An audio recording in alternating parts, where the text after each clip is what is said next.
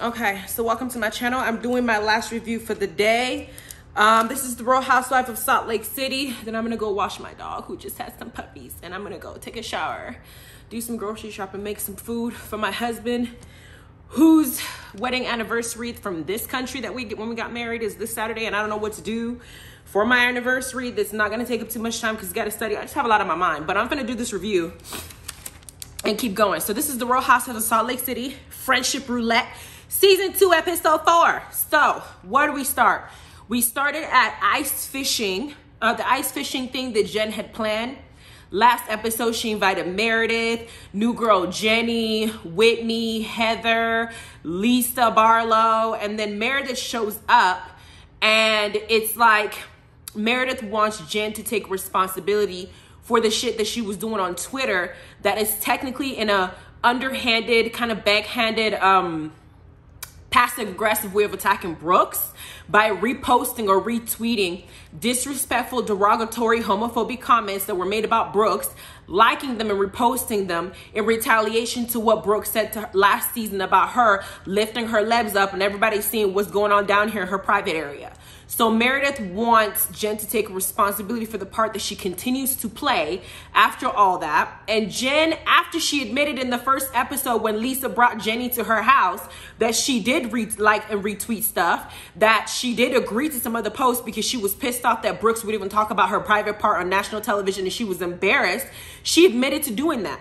But in front of Meredith's face, she's gaslighting. Now, this might be a little bit racially stereotypical, but I know that there's this thing called the white tears, the miracle white tears, where whenever you have the phrase came from having to watch a lot of white people boo-hooing and crying their eyes out a lot of times when they're caught in some shit and they don't want to take responsibility. So they think that if they start crying in this country, them tears are going to move mountains. So Meredith is trying, not Meredith, Jen is trying that little, desperate white woman type mentality where she's now doing the whole, I didn't do it.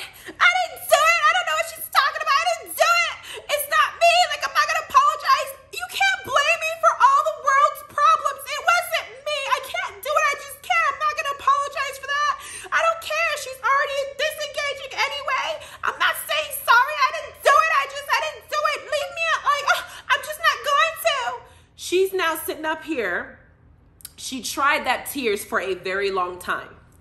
Jen pushed it. I think that she assumed that if she does that little dramatic, over-the-top crap that she does, that people are going to forgive her. While she's doing this in front of Whitney and Heather are saying, well, somebody did it because you were all over Twitter doing this. Now, Jen had already lied to Meredith in her face and said that she has somebody managing her Twitter accounts and that it wasn't her, even though she admitted in the first episode that it was her and that she did it in retaliation to what Brooke said. Now, her assistant, which is her yes man, it pulls her to the side and it's like, we all don't believe it, but if you're just gonna apologize, just take accountability. We know it's not true. Just go do it. And she's getting, okay, fine. I'll do it. I'll just do it. And then on the other side, you got Lisa trying to stop Meredith from leaving the entire snow. It's just covered in snow. Meredith is on her way out. Lisa is stopping her, say, here, listen to her, let her talk, even though Lisa was there when Jen admitted to doing the shit. Lisa is pushing Meredith to be friends with Jen because it will make her life easier. But she's completely negating the things that Jen is doing. When you attack my child, that's a whole nother level of crazy. So it's not Lisa's kid. So Lisa's doing this out of a selfishness for her. Lisa is incredibly selfish. Let me say it again.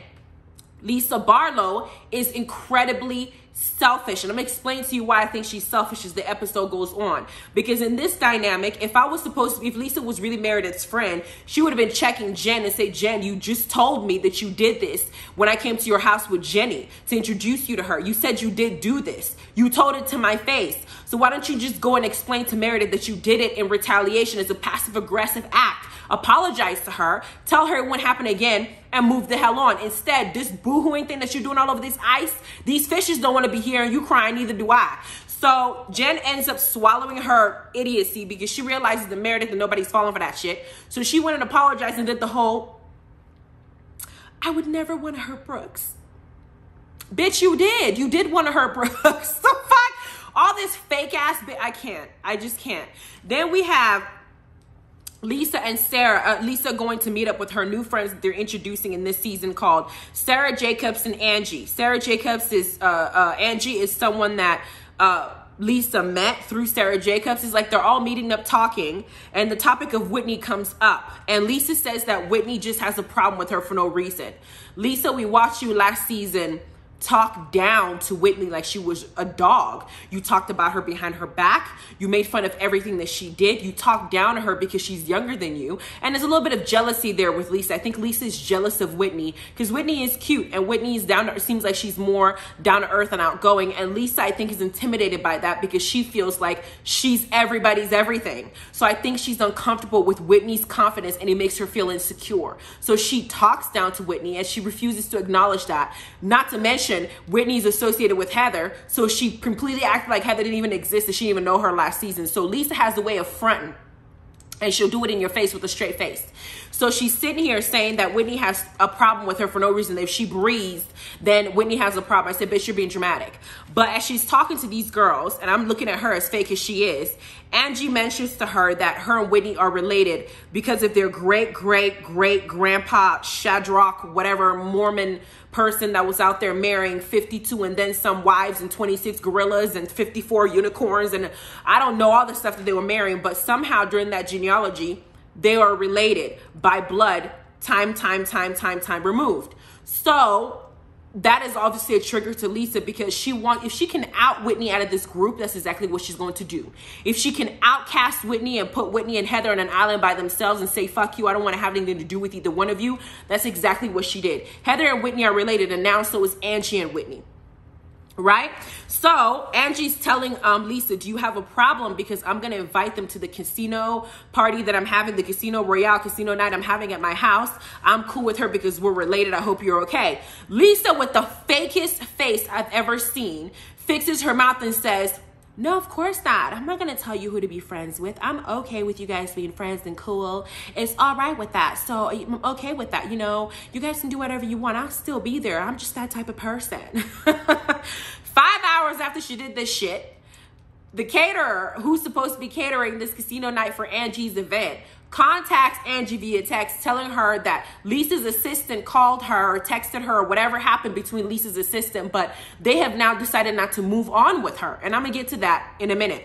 But the next scene that I'm going to talk about, we get to Whitney meeting up with Angie at this Roulette, the Francesca, whatever restaurant. All these fancy ass names they're picking up from nowhere. This ain't France. It's a restaurant. It's just food. But they went to this place and they're meeting up. And then Whitney explains to us that the bond that she and Angie are having or creating in this environment is going to be a problem that Lisa has because she met Angie through Lisa herself. And so that's going to be a problem. Angie brings up Lisa not liking her or not liking them together, and also says, you know what?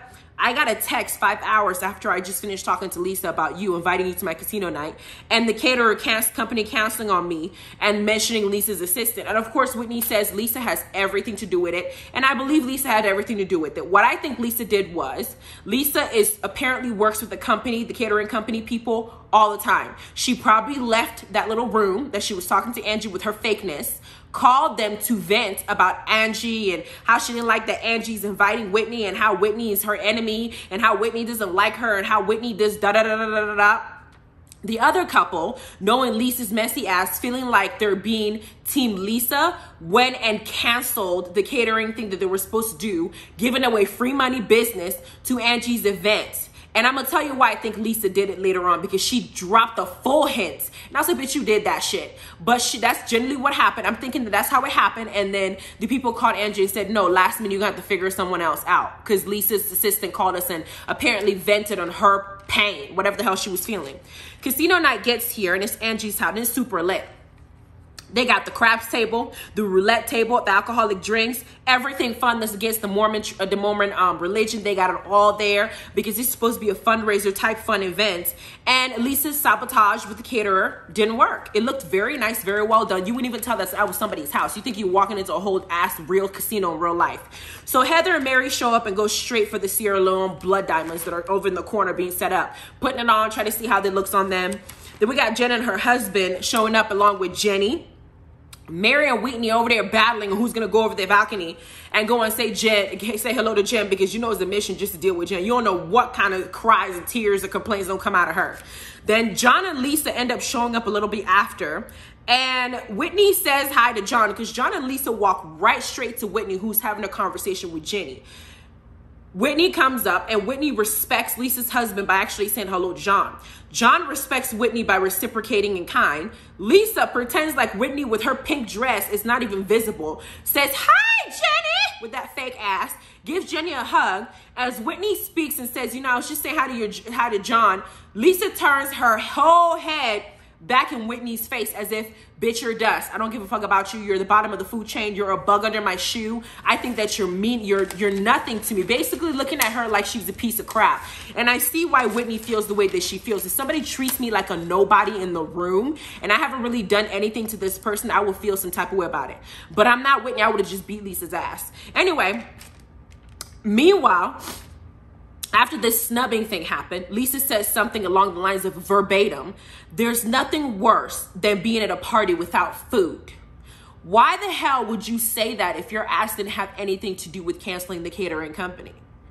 Lisa, girl, the camera and the producers caught that and they make sure I heard it. Bitch, you did it. But then we had Chris, Angie's husband, make a speech about the I think it's a nonprofit they have called End Circle.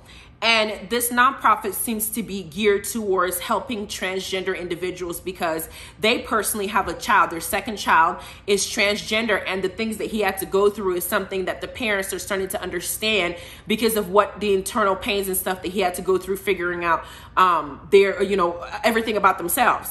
And as they're making this speech, somebody raises their hand and says, "We're going to donate $1 million to this cause because we feel like it's important." I bet you that $1 million didn't come from somebody who's actually Mormon, because Mormonism does not want any alcohol, any smoking, any divorcees. They don't want any gays. They don't want casinos. They don't want porn. They don't want transgenders. They damn sure don't want black people. They don't want anything that makes that religion sound fun. What they want is complacent girls who will just be ready and keep sweet until they're maybe 14, 15 years old, then get married to the highest bidder and it's be like the 15th, 16th, 17th, 18th wife, have all these babies that nobody knows who's related to who because they end up marrying each other like Whitney and Angie, who are who share the same great grandfather, and just finding out that they're related in the first place because all these kids are just popping out from nowhere.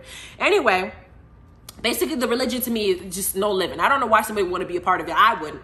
Then we have Jen going over to speak to Mary, trying to reconnect, and she does it with the pinky swear. She said we should move forward. I think that, and Mary's like, "Bitch, I don't think you like me because you apologized to me during the reunion about what you said about me screwing my step grandfather. But then you now come up in here to my face and you already went on Twitter and retweeted something where people were showing a picture of a black grandpa with his daughter at 5 years old and then showing him again older with the same daughter as if they're married. That shit was foul as hell. So which is it? Do you want to be cool or not?" So Mary decides to pinky swear with Jen, but she's in the confessional saying, "Trust has to be earned, bitch, because you already didn't cross me 1,001 times. If I let my guard down just one time, you'll go ahead and you stab me in the back. So we're going to see." Meanwhile, the men over there playing craps. So then Angie decides to go to Lisa and say, "Lisa, we need to talk." And she pulls Lisa to the side to address the catering shutdown that Lisa had everything to do with. Immediately, Lisa acts completely oblivious. What does this have to do with me? Bitch, she said your assistant was listed. I don't understand what does it have to do with me though. I don't get it. What does it have to do with me? I'm feeling kind of weird right now because I just don't understand. And Angie's like, "Bitch, your name was mentioned in the text, so I need to know what's going on." And then Lisa deflects, "I just don't understand why you're friends with Whitney. You know, we're supposed to be good friends and da-da-da-da." Lisa and Angie goes, "I feel like you're deflecting because we're not talking about my friendship with Whitney. We're talking about what you did with the caterer and why you literally messed that shit up. Are you admitting that you messed it up because I'm friends with my relative? Is that what the problem is? What is the real issue, bitch?" So then Lisa decides to deflect, and then Angie decides to say to her, "You're able to maintain a friendship with Meredith and Jen, even though you know Meredith and Jen are basically not getting along with each other, correct?" Lisa says, "I'm fine with Meredith. We're fine. We're good. We're good friends. We're good." You know, she tries to do that whole dramatic shit. And she completely acts like she's missing the point that Angie's trying to make. Like, I can be friends with you and still have a relationship with my actual relative, even though y'all don't get along. So Lisa gets up and goes, I'm gonna go get her. Because she needs backup to help with this little charade that she's gonna play. She goes over and calls Jen instead of Meredith, even though she says she's gonna get Meredith. She gets Meredith and Jen to come. And she pitches it to Meredith before even Meredith gets there to hear what Angie has to say with her calculative ass. She said, apparently, our friendship is in question and I ruined the catering event for Angie. And of course, Meredith, because of how it was pitched to her, is like, what are you talking about? They get there and Angie said, you're three, I'm about to sit up here and get up on me. Have a seat and I'll tell you what's going on. So Angie lets her know what's going on. As Lisa's sitting up there doing that fake cry with no tears, I don't know what's going on. This is hurtful. My heart is breaking. It's breaking. All that nonsense. As this is happening, we see Whitney, who's hearing what's going on, comes into the situation and she's sitting down. Meredith instantly finds another reason to deflect as soon as Whitney gets in there. Why are you here, Whitney? What are you doing here? And Whitney's like, would you like me to leave? She goes, yes. Yes, I would like you to leave. And Whitney's like, I'm not going anywhere. I'm friends with her just like you brought your little posse. I'm going to have her back. You're not about to sit up here and gang up on her because y'all saw that Angie's husband, Chris, even came in to support her because Lisa's full of shit. You're not about to have these two girls gang up on her like she crazy. She ain't crazy, you gaslighting bitch. But then Whitney goes, Lisa goes, Angie asks Lisa, what is your issue with Whitney? What did she do to you? And Lisa goes, nothing. I didn't, she just gets mad at me. I breathe and she has a problem with me. Whitney's like, bitch, don't even sit up there and lie because I can read you everything that you have done so far. You told my own relative Angie not to add me on Twitter. You told her not to acknowledge me. You told her not to be friends with me. You literally went and tried to sabotage me before I even got to know this person who's related to me. And you did that behind my back. Now you want to fix your mouth and act like you didn't do nothing wrong to me. So now that Lisa's being caught up and she realizes that Angie didn't went and ran her mouth and told Whitney the whole truth, then miracle tears started coming out. What I thought was for real. Lisa's now basically like, I don't know what's going on. Thank you. I thought we were real friends. And you went and you told her what I told you in private. I can't do this. I want John. Where's John? I can't do this. I just want to go. And she gets up, does this little dramatic scene, and as she's doing it, Whitney's in the confessional reading her for filth. At every single thing that she did, she got up and yelled because she's guilty. She got up and started crying because she didn't want to deal with it. Then she went and looked for her husband so she can leave the party before she looks even more of an idiot. So she did all that, and then she gets up, walks out of the room, gets her husband, and she walks out, and everybody's looking at her. Angie's looking at her like, you know what? I'm glad I know who this person is because I done seen all four of your faces, bitch. You're fake. Now, as this is going on, we see Whitney looking at her. We see Meredith lost. Jen already went in the confessional, said, bitch, when I fight, people know why I'm fighting. I don't even know what this argument is about. It's so stupid. But they show the next episode, and there's something that was mentioned where Whitney's talking to Mary, and Whitney actually admits to herself that, to Mary, based on a conversation, that it bothers her so much that Lisa treats her like she's garbage whenever she's in the room.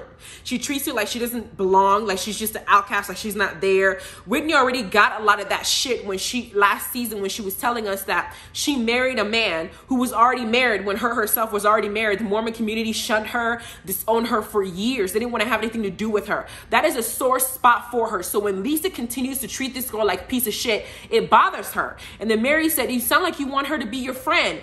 Whitney's like, maybe I would want her to be my friend. You know, it would be nice if she gets to know me as a person other than treat me like shit. I didn't do anything to her. I'm a nice person. Why wouldn't she want to get to know me? Whitney is genuinely feeling some type of way, and she's feeling insecure because of how Lisa's making her feel. And that's not good. So we're about to see it next episode. I want to see how that goes. I just want Whitney to just whoop her ass and somebody to just knock Lisa down a peg because I think she's full of herself. I do. But that was this episode. Like, subscribe, notification bell. Let me know what you think about it. And you guys have a good rest of your day.